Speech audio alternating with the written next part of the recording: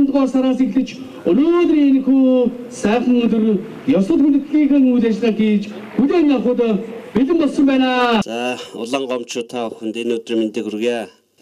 Монгол улсын засгийн газрын 2012-оос 16 оны мөрийн хөтөлбөрт аймаг үрийг Улаанбаатартай хатуу уучлалтай замаар холбох зорилт тавьсан юм аа. Тэгээд тэр үед Алтан уян гишүүн ерөнхий сайдын ажлыг хийж Батбаяр гишүүн эдийн засгийн хөгжлийн сайдыг хийж байхдаа энэ гудам төсөл гэдэг юм амь орж тэрний мөнгийг Чингис бонд гэдэг одоо энэ хил ам болоод байгаа зүгээр нэг үрээ айцсан юм шиг юм яриад идэг. Гэтэл одоо бодиттойгоор өнөөдөр та бидний хүлээж авч байгаа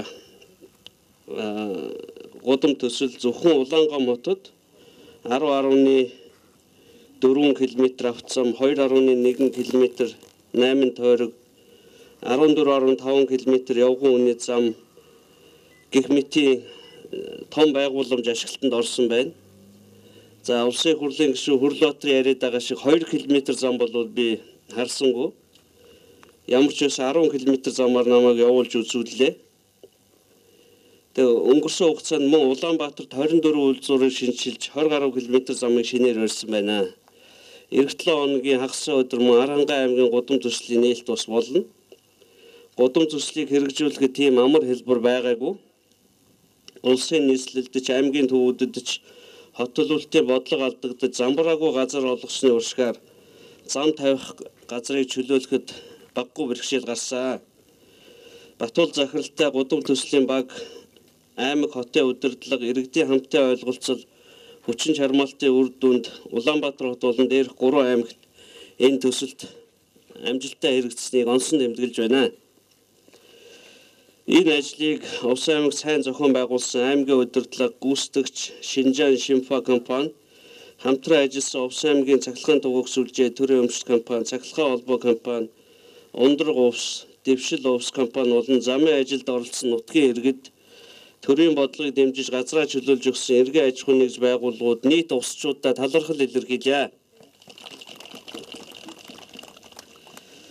Гудам төслийн хүрээнд баригдсан замд иргэд, жолооч, үйлчлүүлэгчид талархалтай хандж байгаа. Энэхүү бодлого цаг үе болсон зөв ажил байсан учраас гудам төслийн ажлыг цаашдаж гисэн хэрэгжүүлэхээр улсын хурл засгийн газрын төвшөнд шийдээд байгаа.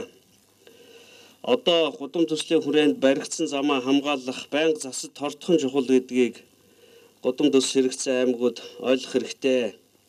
Түрүүн би хэлсэн 2 км замын тухай ярьсан. Тэр бол мэдээж худлаа байсан. Ямар үнээр барьсан юу хийснийг улаан гомчуу та бүхэн бүгд харж байгаа учраас тэр талаар одоо анхаарал хандуулах хэрэггүй. Худал үг хэдий хортооч үнд гүйцэгддэг. Үнд өнөөдөр гүйцэгцээ.